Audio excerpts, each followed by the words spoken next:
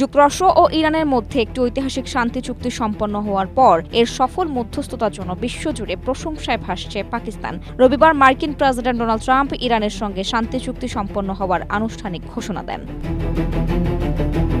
এর পরপরই পাকিস্তানের প্রধানমন্ত্রী শাহবাজ শরীফ জানান, আগামী ১৯ জুন সুইজারল্যান্ডে এই চুক্তির অফিসিয়াল স্বাক্ষর অনুষ্ঠিত হবে। ইসলামাবাদের এই জটিল ও সফল কূটনৈতিক সফলতার পর জাতিসংঘ সহ বিশ্বের বিভিন্ন দেশের শীর্ষ নেতারা পাকিস্তানের ভূমিকার ভূয়সী প্রশংসা করেছেন। জাতিসংঘ মহাসচিব আন্তোনিও গুতেরেস শান্তি চুক্তিকে স্বাগত জানিয়ে বলেন, এটি দারুণ একটি চুক্তি, কারণ এই চুক্তিতে তাৎক্ষণিক ও স্থায়ী যুদ্ধবিরতি, হরমুজ প্রণালী পুনরায় চালু এবং ভবিষ্যৎ আলোচনার একটি কাঠামো অন্তর্ভুক্ত রয়েছে। স্ট্রবেরি সুপার ডটেড ও ক্লাসিক ভ্যারিয়েন্ট সেন্সেশন জাগুক শিহরণ।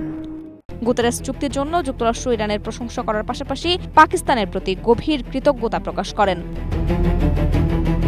তুরস্কের প্রেসিডেন্ট রিসেপ তাইয়েপ এরদোয়ান এই চুক্তিকে আঞ্চলিক স্থিতিশীলতার জন্য একটি মাইলফলক হিসেবে উল্লেখ করেছেন। পাশাপাশি পাকিস্তানের ব্যতিক্রমী মধ্যস্থতা প্রচেষ্টার ভূয়সী প্রশংসা করেছেন এরদোয়ান। তিনি বলেন, ওয়াশিংটন ও তেহরানের মধ্যে সমঝোতা আঞ্চলিক শান্তি প্রতিষ্ঠার পথে একটি গুরুত্বপূর্ণ পদক্ষেপ।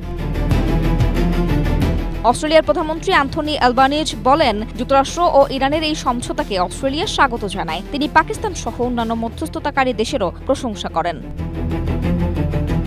ব্রিটিশ প্রধানমন্ত্রী কিয়ার স্টারমার, ফরাসি প্রেসিডেন্ট ইমানুয়েল ম্যাক্রো এবং জার্মান চ্যান্সেলর ফ্রিডরিখ মার্জ এই কূটনৈতিক অর্জনে ট্রাম্প প্রশাসনের পাশাপাশি পাকিস্তানের প্রধানমন্ত্রী ও সংশ্লিষ্ট মধ্যস্থতাকারীদের অভিনন্দন জানান।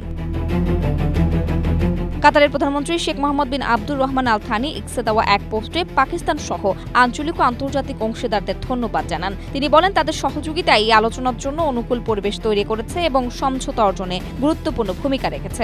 নিউজিল্যান্ডের পররাষ্ট্রমন্ত্রী উইনস্টন পিটার্স জোর দিয়ে বলেন, দীর্ঘদিনের জটিল সমস্যার সমাধানে সংলাপ ও কূটনীতি সবচেয়ে কার্যকর উপায়।